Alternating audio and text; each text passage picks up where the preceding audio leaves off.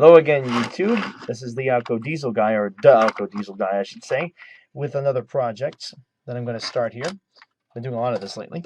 What we have over here is a Santa Fe SD40-2. It's a blue box Athearn, the earlier generation of these. The difference being that this one came with the metal railings, or should at least, but as we see that this unit, well, doesn't have those, and there's a good reason for it. I bought this as a non-running project. I'm going to effectively refer to this as the Junkyard dog because, well, I'm going to be building it with a lot of junkyard parts. It doesn't have everything it needs. The motor on board doesn't turn, and half the details are gone on it. In fact, I can tell already because of the limited detailing applied, meaning, of course, just the headlight. Let me actually get this better into range for you folks to see. Meaning that basically the headlight's there. Trying to get a bit of range here. Sorry about that. Meaning that we got the headlight on the top of the cab over here. The horn on top of the cab, I should say. But there are no irons whatsoever around the engine. None of the railings are in place, I should say. There's no other detailing going on here except the horn, which is usually what a kid would do. The instructions, well, they look worse for wear as well, if you want to even call them that. Ugh. I'm afraid to get tetanus just looking at these instruction manuals. Somehow, someone managed to get the paper to rust. It's very clearly been across the, or over the mountain a few times. Luckily, I have another instruction sheet for this engine. Anywho, essentially, this engine is unloved, neglected, and basically unkept and uncared for. What I plan to do is to try to get this engine up and running and put DCC and sound in it.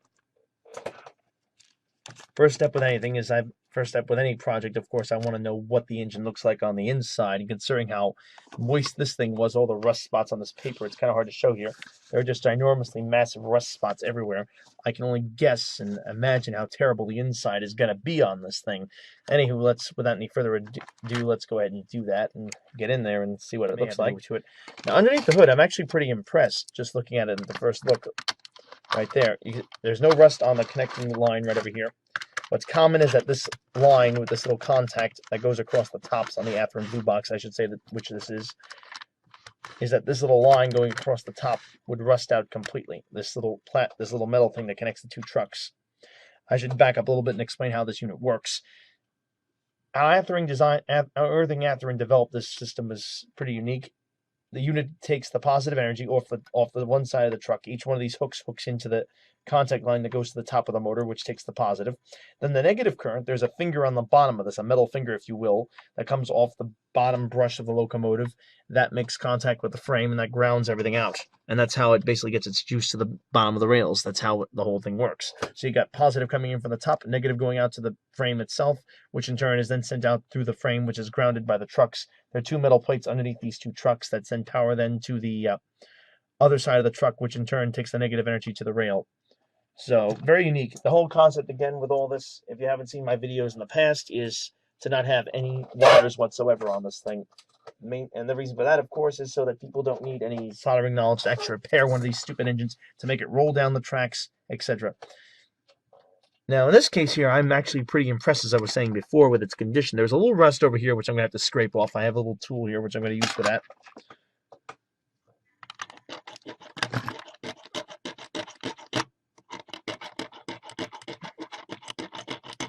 Let's get some of the surface rust off just to see how bad it is. It probably isn't that bad from what I can tell. And actually, yeah, it's coming right off. I'll probably have to put a little oil on this or some other kind of rust preventative. That's common for these things because these metal clips tend to be exposed. And if the environment the locomotive is stored in, like this one most clearly was, is that moist, it will rust. Anywho, this engine here is in surprisingly good shape considering how badly rusted out everything else was around it. That contact right over here is kind of shot, but I can fix that with ease. I'll scrape more of it off later. What I'm going to do first, obviously, is see if this thing works. I've been told by the previous owner that it doesn't run, which is probably one of the reasons why it was put up for sale to begin with. These are pretty easy to get going. The mechanics have been around for years, and what's nice about these units and why the blue boxes seem to be so popular, at least in my opinion, is that you can get the parts so easily for these things. And even if you can't get a blue box part, you can get a Proto 1000 or 2000 part, which are very similar. I think Intermountain uses a variation of the modernized motors for this, and there's also several companies making repowering kits, as they call them, for these engines, which will turn the engine into a much more up-to-date locomotive that'll run much smoother than it ever did before. So it gets you sort of 21st century power out of 20th century equipment. Okay, so here we go. I put the power on, and it does rotate a half on the shafts and nothing else. So first step is how far can I turn it? It looks like this is seized right there. I can go one way but not the other. I think I may have unjammed it. Let's see if I can get this thing going now.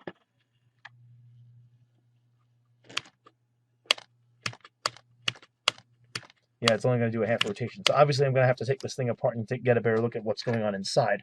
So I've got myself my usual tool for this, a very small flathead you can buy at a dollar store. These micro screwdriver kits. Going to pop my trucks off and take a look at what's inside. It looks like here there's grease on it, but it looks like that's seized if we take a look at that truck very carefully. Move this better into view. This one here looks like it's greased, but it's kind of seized in position. Mind you, I should mention I turned the throttle off now while I'm working on this. You want to always make sure you disconnect your power when you start working on it. Let's move this back into range a little bit better. Now I'm going to pop this one up, same technique. Place the flathead underneath the gear box cover and lift it gently, and that one did lift a little bit too low. There we go. Got it right over here. Just put it down in front of the engine. And as we see from this one, looks decent enough. It's got some grease on it. Not much, but there is a hint of grease on it, which is okay. So I'm going to just take these two shaft assemblies out and see if I can get the motor to spin over now without the shafts in there, just to see if the motor is in fact seized or is it the shafts that are seized, which is obviously going to make a big difference as to how I proceed here. Nope, seems to work. You got to be careful when you test this, though, I should mention. If you leave the shafts in like I did there, I didn't mean to do that. The shafts, if they spin hard enough, will get damaged, but I now know the motor itself works fine. So all I have to do is clean this up to keep it going. I'm going to wind up having this. I should mention also, I'm going to wind up fully disassembling this unit to get it converted to DCC anyway. I'm going to have to drill a hole in here and run my wire for my negative current, because that's how I do these. I don't connect wires to this truck because of my humid environment down here in this basement. Those wires tend to come loose over time. It's my best excuse for, well, them constantly coming loose on me. Every other connection I make with the soldering works fine, but those connections always fail. So what I'm going to do is just drill a hole in the frame and put a screw through it to get my negative current to this locomotive when I convert it to DCC. I'll mention more on that later. So now I know that's what the issue is with that. Can I actually move it is the other question. These trucks seem pretty well seized, so next step is going to be to take those off. Since I already have all this disassembled, I can now go through it. And yeah, they aren't rolling all that smooth. I'm having to really fight them to get them to roll.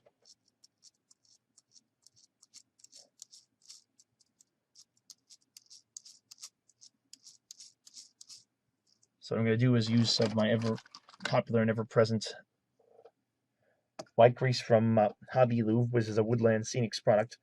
I'm going to go ahead and lubricate that. Since I have the truck off, I don't have to pull the main cover off the bottom unless I find the gears are broken. These earlier blue boxes don't usually have that problem. I'm just applying it a little bit on the exposed gear there. Going to spin the gears back and forth, get a little bit in there. Make sure these gears touch each other. What this will do is, if there is hardened grease, this will actually dislodge that grease and make it usable again. That's one way you can get away without having to do any major serious surgery on these trucks. If you lubricate them with fresh lubricants, a lot of times you can revive the old lubricants that are already in the trucks and make them work the way they should. Get you a better view of what I'm doing here.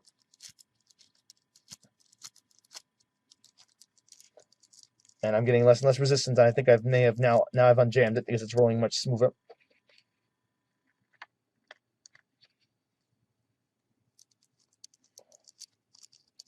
Again, the reason why these engines seem to have gotten a resurgence in popularity lately is that they were never bad locomotives to begin with. The drivetrains aren't up to modern standards, but they're very durable and parts are very easy to come by. So if something does break on them, it's easy enough to find a replacement. And again, lubrication, repairs, all that is very well documented. And even though a lot of the parts aren't really being made for them anymore, though a lot of the newer parts are compatible, you can still basically get everything you would need to get one of these running. So I'm right now going through this truck, and I think I got this pretty well smooth. So I'm going to put this back on my frame. Again, I'll note also I turn my power pack off again. I'm going to slip it right here, right in that little plate. This is an interesting design. There's no actual hole in the bottom. It just kind of sits on top and makes direct contact with it. It's an unusual thing. There's no pin. It just kind of sits there and rides. I don't know much SD40-2s. A lot of people have criticized me for this. My friends have, and so this is sort of popping that cherry. I actually own one Bachmann and another Athearn, which I've converted for DCC, although that was in much better shape than this is. Now this truck, okay, I think I found where my troublemaker is. This thing is completely seized. It won't turn at all. So for here, I'm going to have to get a little bit more serious. Looks to me almost like, let me move the camera a little bit better here. Looks to me almost like something, this thing got a wallop from something, because it's just seized. This doesn't happen very much. These trucks very rarely cause major problems. So what I'm going to do now with this is I'm going to use my fingernail and pop off the base cover and try not to break it. These will break very easily. Oh shoot, it already did on me. In fact, if you look down there, it's cracked. You can actually glue them back together, so I'll probably have to put some glue on this once I'm done with it and carefully glue it back together. There we go, I got the top off now. And yes, it looks like this truck, it might be completely foobarred, pardon the expression, but it is not going anywhere. It is stuck. And that doesn't happen much with these units, so I can only imagine what might be wrong. I'm going to pull the gears out one by one and see what goes on here. First step is to get the first wheel set out.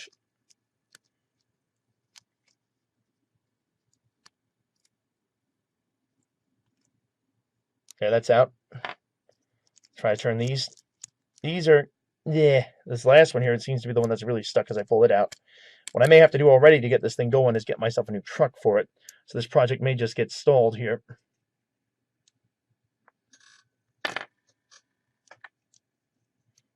And okay, so I've got those out. Now I got enough of the truck. I'm going to see if I can get anything to turn in here at all. And as you can see, I can turn the top of it and all the gears spin. I don't know how well that's going to show up. Hard to see, but if you look very carefully, I can turn the top gear and they'll all spin now. So I know, so obviously one of these wheels is the thing messed up in here. I'm thinking one of these gears is jammed. And very clearly I'm going to have to put wheels on this set because these are shot. So I'm thinking I might just change all of them and just be on the safe side. Because these definitely are not going to be the same as the ones I put in there. Let me go to my wheel set box thing over here. I think I'm just going to put new wheels on all these trucks because the problem is there's ever so slightly a difference between the rest. Before I do that, actually, let me test this other section out here in the middle and see what it does.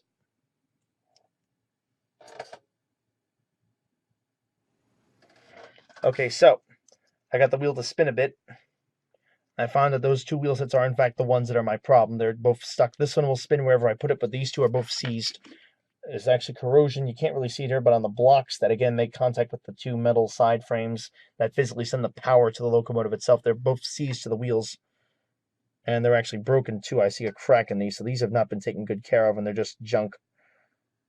I could try to unstick this, but the fact of the matter is wheels are so easy to come by for these units. And they're so badly corroded, it's probably just a better idea just to swap them out and replace them. So I'm going to go into my wheel box, which I have over here, and get new ones. Now the next issue I'm going to have to take care of now that I know I have that is to check the condition of this cover plate. As you can see on the bottom, it broke on me as I got it out. It's not completely broken, so this is actually a good candidate for being repaired. What I'm going to do is just crazy glue the back of that a little bit. I've got a bottle of crazy glue sitting right here on my workbench. Up there. I'm going to go ahead now and just treat this. Pretty simple. I'm just going to put some on the bottom of it, right where the crack is, and let it harden. This will make it stronger so the part doesn't give me any problems. Again, these parts tend to be a little tricky to come by. This time it is off, and it is off safe. Again, I'm going to take these old wheel sets out. There's actually some rust on one of them, so it's not like this is a prize package anyway. Oh, there's actually a lot of corrosion on these too, so yeah, they have got to go. The middle one here is actually corroded in place. I don't know how I ever got this to turn before. You can see the middle one there. You can see it has the infamous Statue of Liberty, if you will, greenish color. The bronze has actually physically started to get turned as the water has gotten to it in effect and corroded it. So I've now removed all those crappy gears. I'm not even going to bother trying to save any of them. I'm going to put brand new ones on them. Again, I have the same 42-inch wheels from Athearn. The part number I'm using for these, if I could find the thing here. The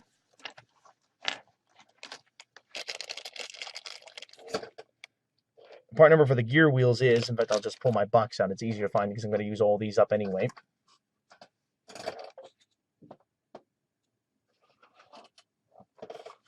That was part number ATH 429, 40029, I should say. is what I use to replace these. 40029, ATH 40029. I'm going to use up the rest of the gears in that little package. I'm going to have to now order more of them. That's okay. I don't mind doing it. I'm just glad I caught them before they were too much of a problem. Okay, here we go. Last of these 3 here. Going to go in.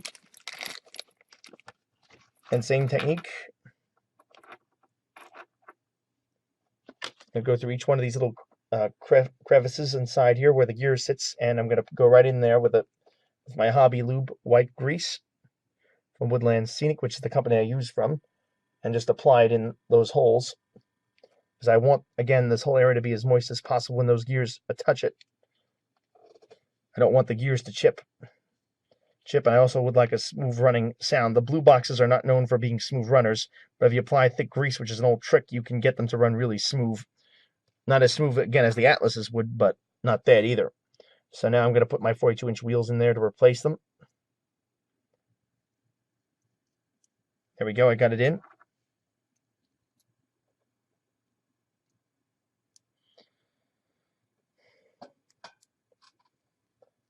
Again, squaring the blocks off so they'll fit in place.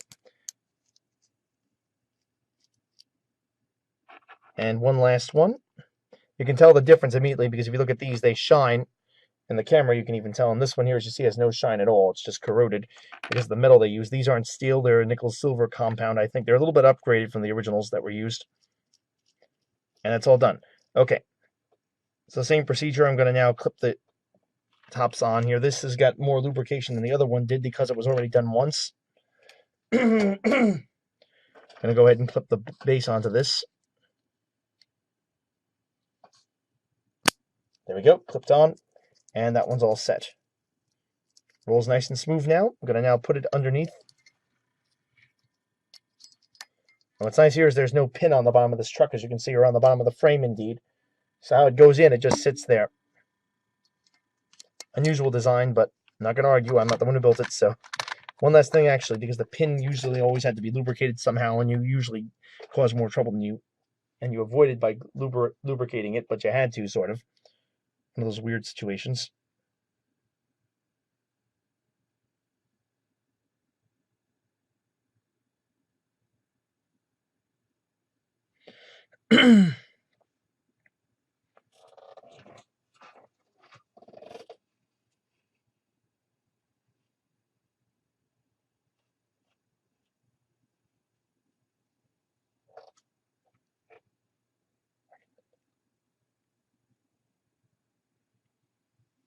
Okay, I may have to wait a little bit before I can put the other truck on this.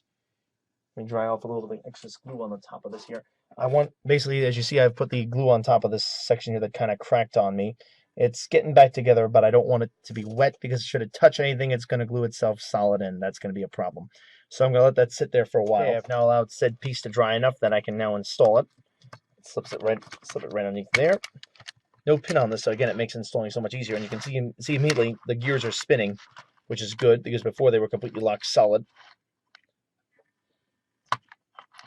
So I've solved one very critical problem that I had before, and that was the fact that these things were not spinning, and that's probably why they weren't turning correctly. The next phase, before I actually put everything together as well, actually I have to put everything together, I should say, but before I do that, I got to go ahead and lubricate all the little parts I took out. I've got my trusty LaBelle 107, I think this is lubricant right here. I use this on a lot of my stuff. I'm going to go ahead now and actually treat the worm gears with it. As you see these brushes here, as they call them, this is actually a bearing that rides there. It locates the gear set right back here in where it sits over here in the just above the gearbox cover. It holds the worm gear in a consistent location so it gets good traction on the gear and it can climb through and essentially turn the truck gears up. The thing is about these is they work really well, but you have to take care of them, and that means lubricating them. So I'm going to go in now with this lubricant and just put it on the iron and put it on the shaft it's going to sit on. I'm also going to take the lubricant and physically put a dab inside of it. Right over here, this little bearing. I'm going to now take this and go inside of it.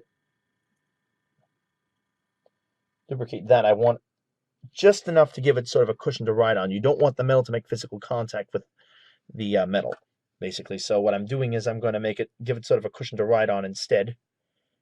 I notice also is a lot of these things don't seem to have the secondary sort of protector for the bearing unless they've been falling off on me. I don't see it here. The other side has it. Keep losing those darn things, the bearing protectors.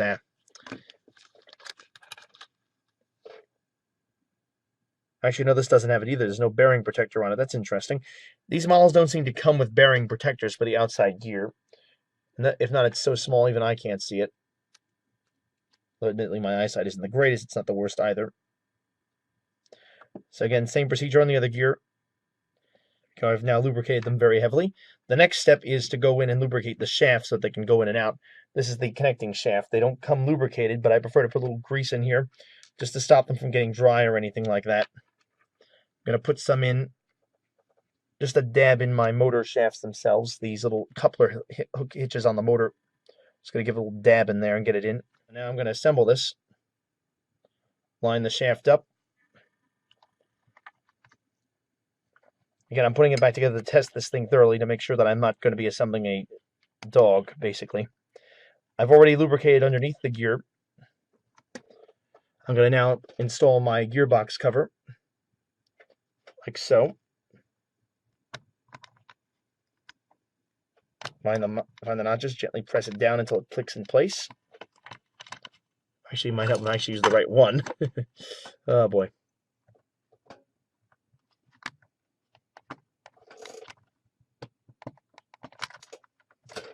Please tell me I got this right here. Don't tell me I brought the parts up. There we go.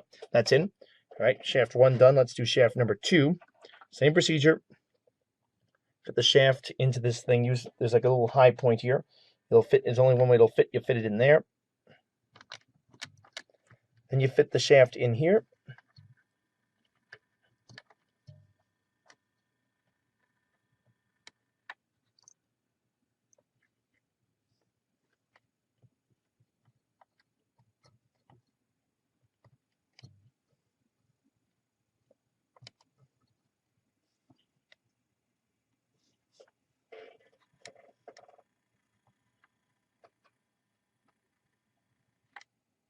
Okay, not quite right. You want both of these bearings perfectly square before you set it down. I'm having a little trouble with this. There we go. You'll know you got it right when the gear sits down flat, like I just did there. Next, I'm going to take my other top and place it on top of there.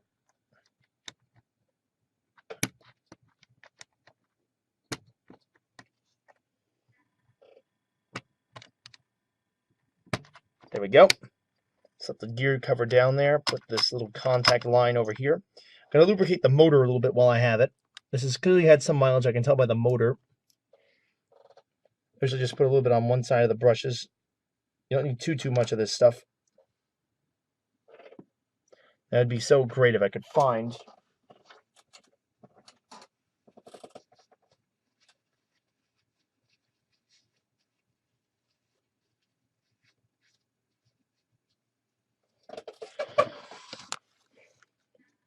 Okay, let me just find the top to my oil here so I put it on. Don't want to lose that. Here we go. And now I'm all set now for the moment of truth. Let's see if this thing will actually spin over and run. Make sure it's on the track, turn the power on. I just plugged it back in now. Go ahead now and turn the power on and see what she does. Oh, hesitate a little bit there. Come on, there we go. Spinning a little bit. Go the other way.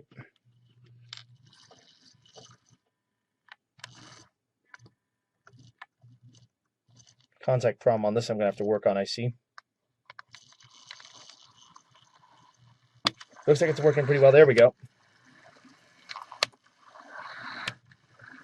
It's got an odor to it, as is typical for these old brushes after they haven't been run for a while.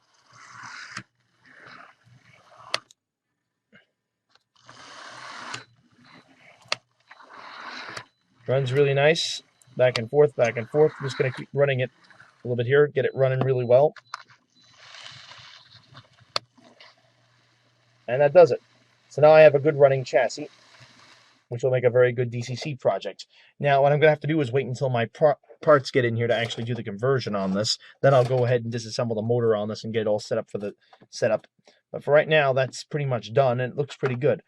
So, next step here will be to get the decoder in and to scrape a little bit more of the rust off, and I'll be all set to go.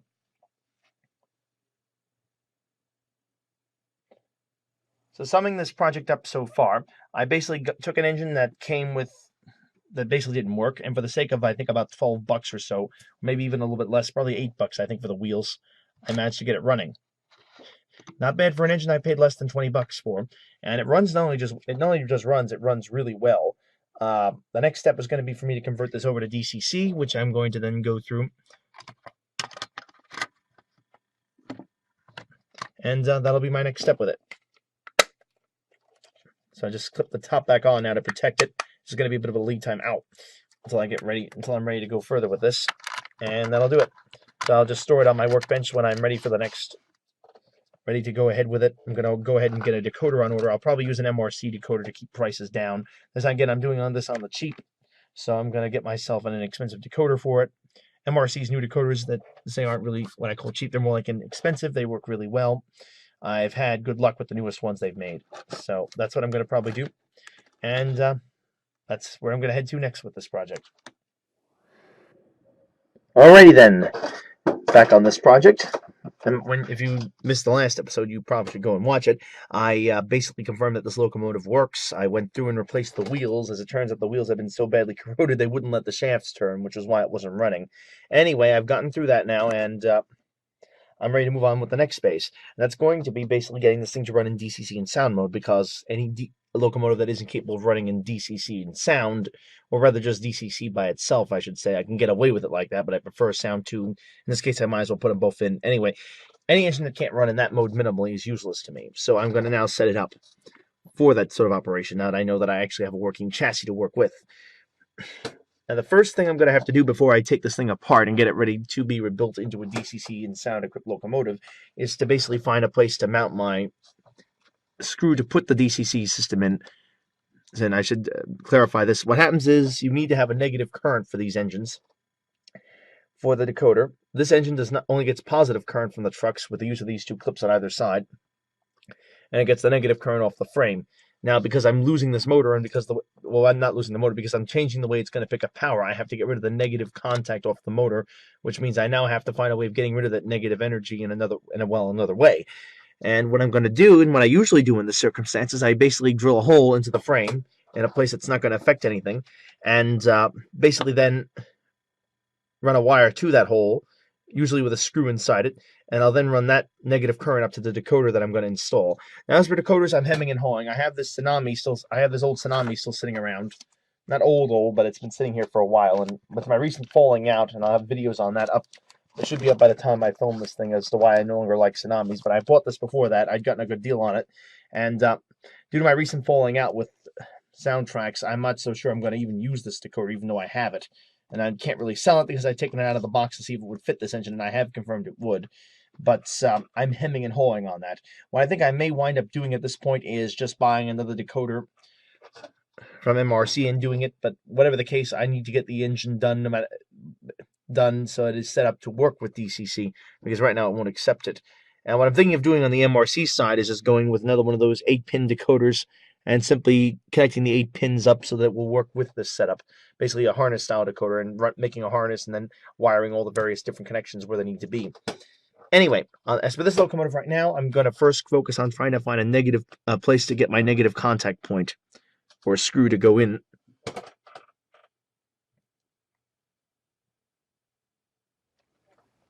Okay, after looking over this model a few times, I decided the best place is going to be a little bit sneaky.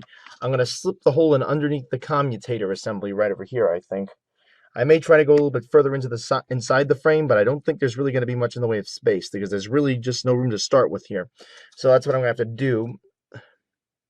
Seen this done before. It's a bit of a challenge, but I think I can get this done without much of a problem. Anyway, that's where it's going to have to go, because there's just no other room to put it anywhere else. Okay, here's what ended up happening on this project here. I did drill a hole in the back. In this case, I went all the way to the back, right over here, where that wire, right over here at the very edge of the frame, at the very edge of the lower part of the frame. This will get it clear of the motor, hopefully. Well, there's only real one way to find out if it'll actually get it clear, and that's to reassemble it. I've got the parts now in a box on the side. Let me move this off to the side here. Anyway, I'm going to now reassemble the engine and see exactly how it goes. things have gotten a little bit messy here. I've done quite a few projects on the side as this engine's been progressing. I had to unjam another one of the RS11s, which I got in a box. Still new in a box. It never actually ran, and, well, you can tell that because it's jammed. Anyway, let's clean some stuff up here quickly.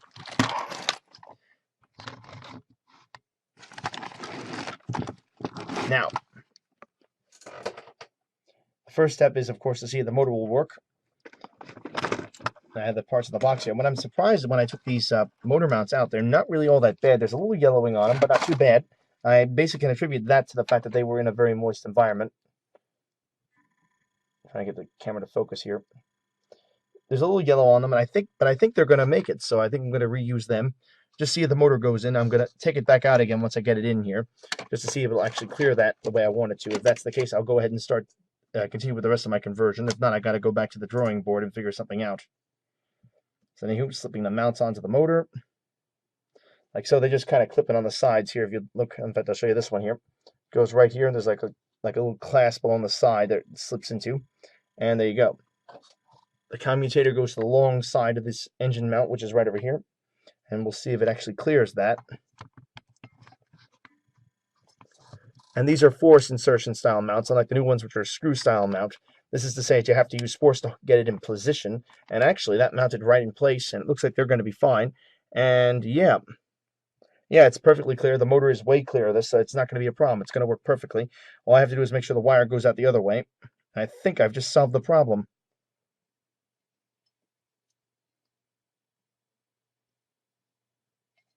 So that's very good news. I can now move on to converting the rest of this engine over. I got to solder some wires up.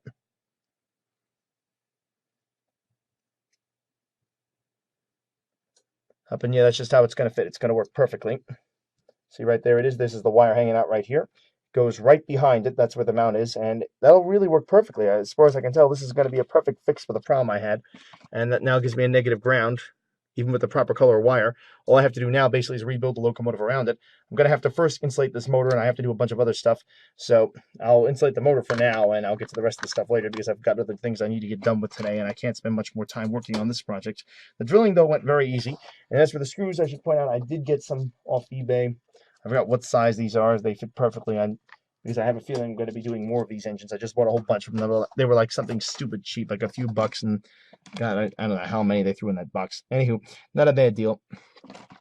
Next job, I'm going to now grab my tape, insulate the frame, put a piece of tape across this metal splotch here so that the motor won't make contact, and then I'll start by setting the motor up to operate correctly and go from there.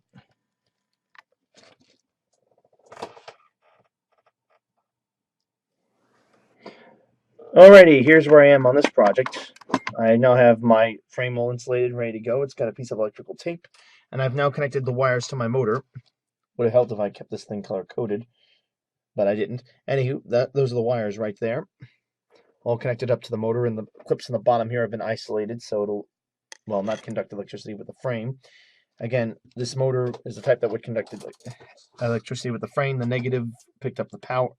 The negative came out of the bottom, or in this case, the motor went out the motor on the bottom, and the positive went through the motor on the top. Now I'm not doing that, so I had to change that.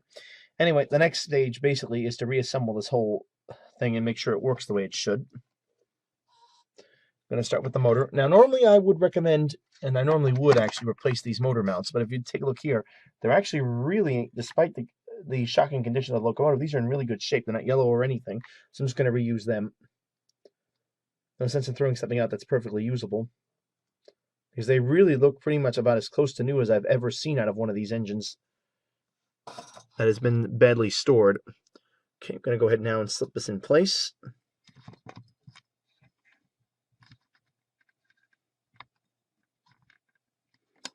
There we go. Press it in, and it's locked in place. So that takes care of the first step. I now have this in. Now I'm going to mount my trucks to this motor, to the locomotive, I should say. Here's my first one. Again, I've installed wires to these. They're going to conduct the power to my decoder. Wires a little bit long. I'll cut them down as needed when I install everything else. I want to do this first, obviously, before I even decide what decoder I'm going to use, because as these things are now open, they are exposed and particles and dirt can get into them. Actually, wrong. Actually, no, the pickup is always in front. Anyway, and those particles of dirt can get into the shafts and stuff because, as you see, there's no worm gear housing on them. There's the first one done. And grab this one here. And feed this through the same way. The wires are again excessive, but I will cut them down when I've decided what kind of decoder I'm going to use on this engine. Just wanted to get this done so it doesn't get any dirt in it. Easy way of doing that is to just close up the shafts and whatnot. Ready. Oops, just knocked the other one out.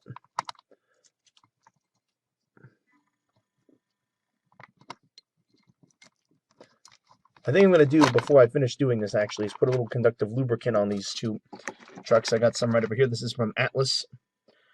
Little conductive lube on there. I have a paintbrush over here that I know is clean, and I will just apply a little of this just to enhance the conductivity and lubricate these trucks a little bit.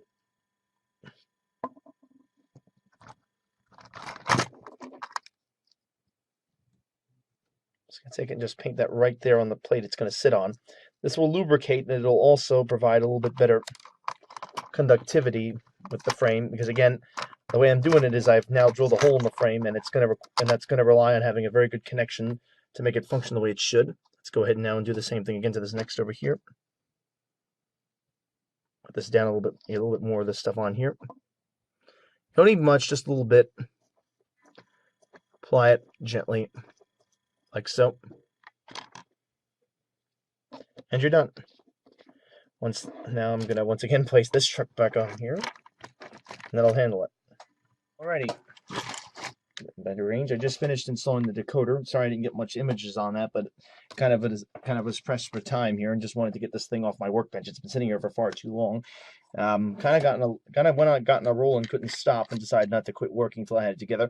I'm gonna put it in my GN 1000 Tsunami. This is actually a slightly more modern decoder than one would expect for this engine. It's got the EMD 710, as you can tell, instead of the 645. But if Santa Fe were to rebuild these, but they understand some of these engines have been rebuilt with that power plant underneath the hood, so not too far off the wall. Anyway, let's go ahead and give this thing a whirl and see how it works. The speaker, I should say, before I went any further, I wound up going with is another Railmaster speaker. I've had a lot of good luck with this one. It's a DS1436H, which you see right there. Picked that one up for, like, as you can see, for $12.99. Pretty much everyone has them these days.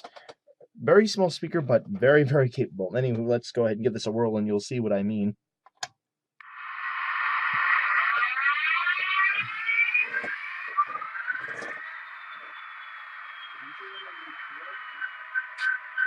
Okay, works very well.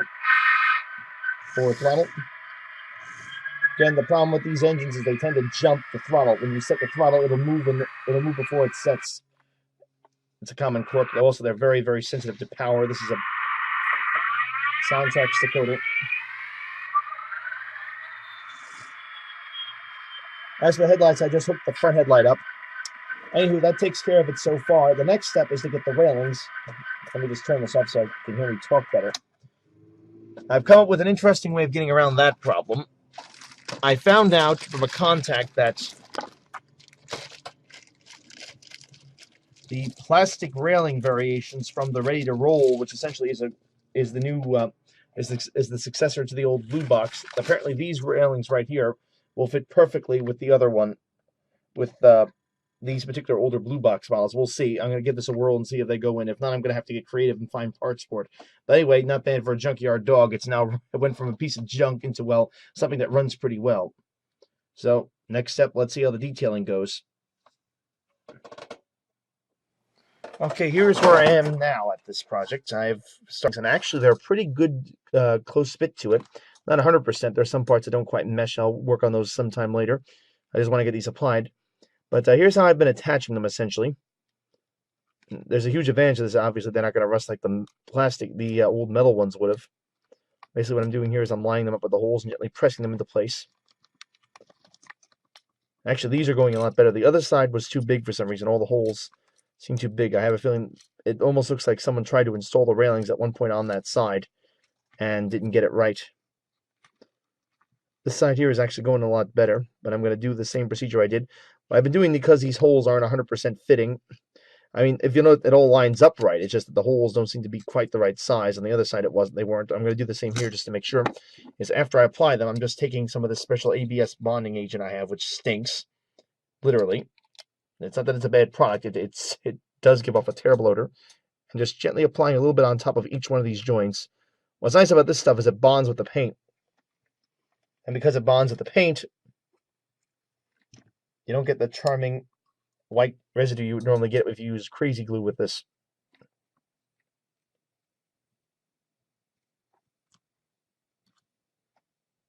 There's also just a little bit of extra gap around these things, so it'll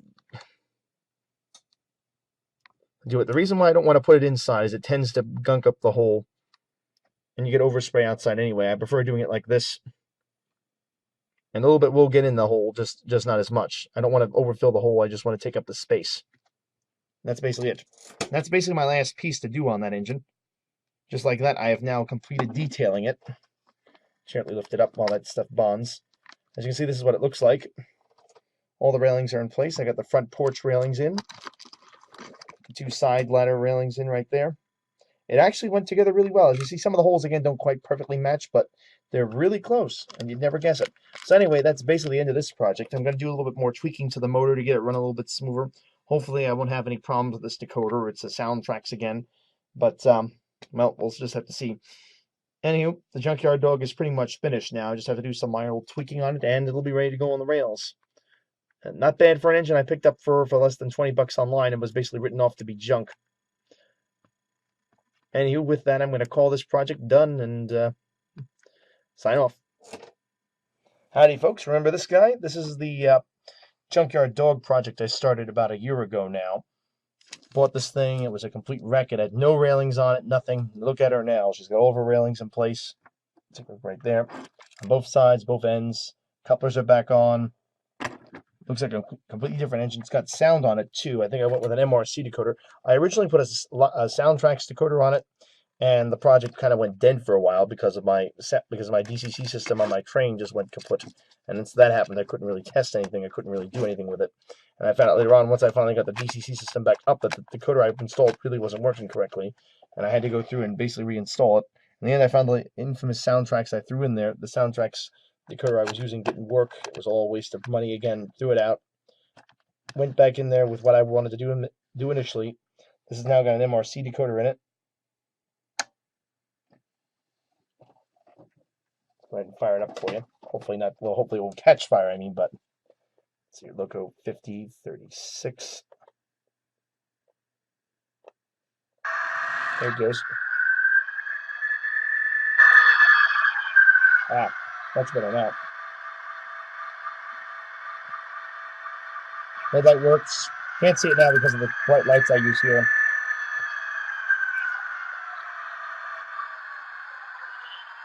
Let's see if the startup sequence works.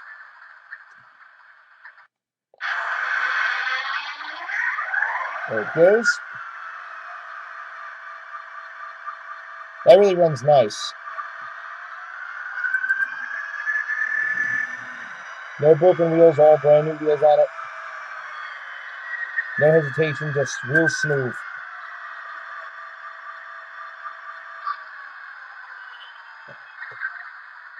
This project was a lot more extensive than I was hoping it would wind up being, but it's done now and it looks beautiful. Now the only question is, what am I going to do with it? Because ironically enough, I found it cannot handle the tight turns on my railroad, so I'm once again kind of in a very awkward position with this unit.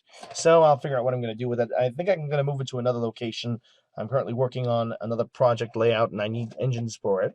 So I guess this guy is one of the first on the short list to get down there for that project. And that's probably where this is going to wind up, because it's just too darn sharp to work the tight curving and curvature I have up here. So that's where this is going to go. In short, the project's done. Engine runs great. Very happy with the results. Now time to move on to the next project.